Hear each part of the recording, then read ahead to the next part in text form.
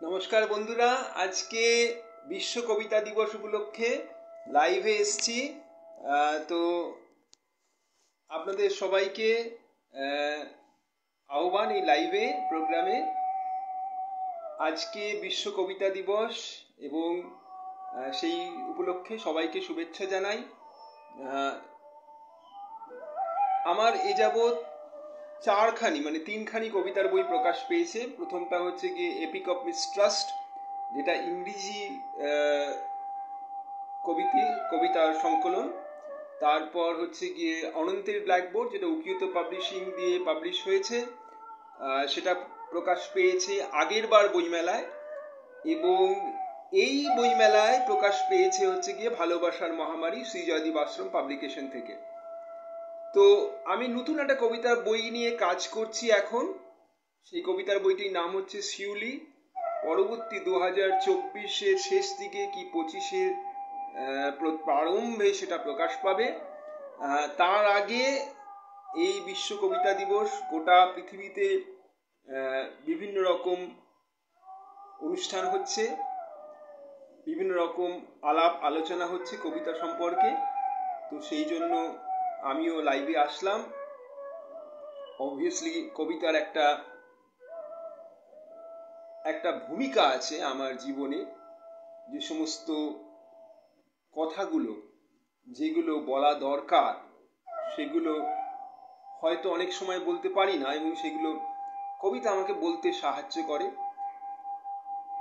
এবং আমার মনে হয় কবিতা একটা বৃহত্তর ক্ষেত্রে সংস্কৃতির আদান প্রদান, মানুষের ভাবের আদান প্রদানের ক্ষেত্রে বিরাট একটা ভূমিকা নেয়। মানুষকে আরেকটা মানুষকে বোঝার ক্ষেত্রে, প্রকৃতির সঙ্গে সম্পর্ক তৈরি করার ক্ষেত্রে, এবং অনেক ক্ষেত্রে ঈশ্বরের সঙ্গে সম্পর্ক করার ক্ষেত্রে কবিতার একটা বিশাল ভূমিকা আছে।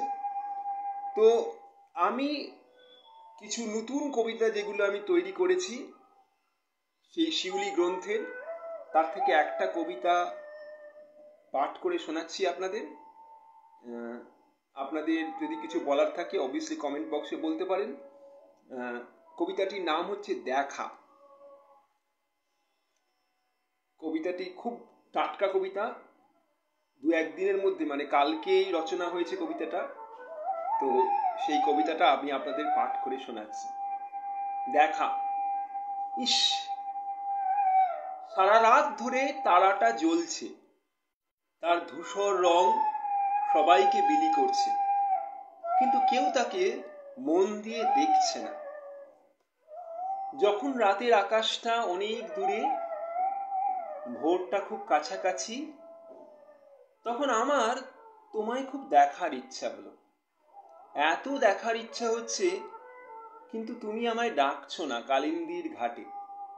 তাই আমি বৃষ্টির জল দেখছি, সবুজ পাতাগুলোর থেকে কিরকম চুইয়ে পড়ছে, আর আমার জানলার পাশে টিনের সাইনবোর্ডে এক একটা ফোঁটা পড়ে কেমন ছত্রাকের মতো ছড়িয়ে যাচ্ছে, যেন একসাথে সিম্ফনির সুর তৈরি করছে।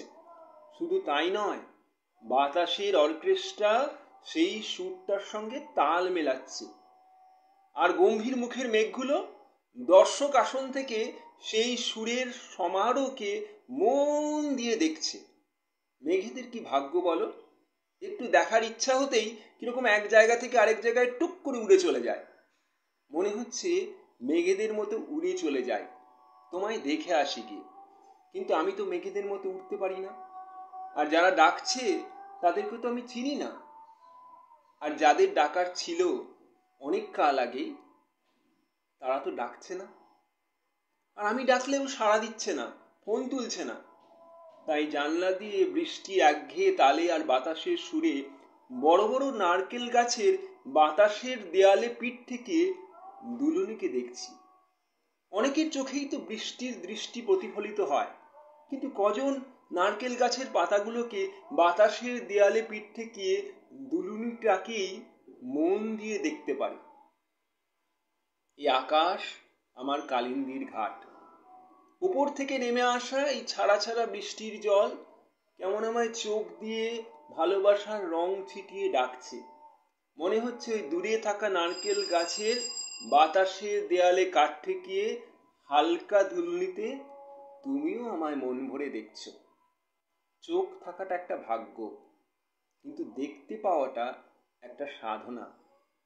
আর যা ভেতরে দেখছি তাকে বাইরে দেখতে পাওয়াটা একটা মুক্তি।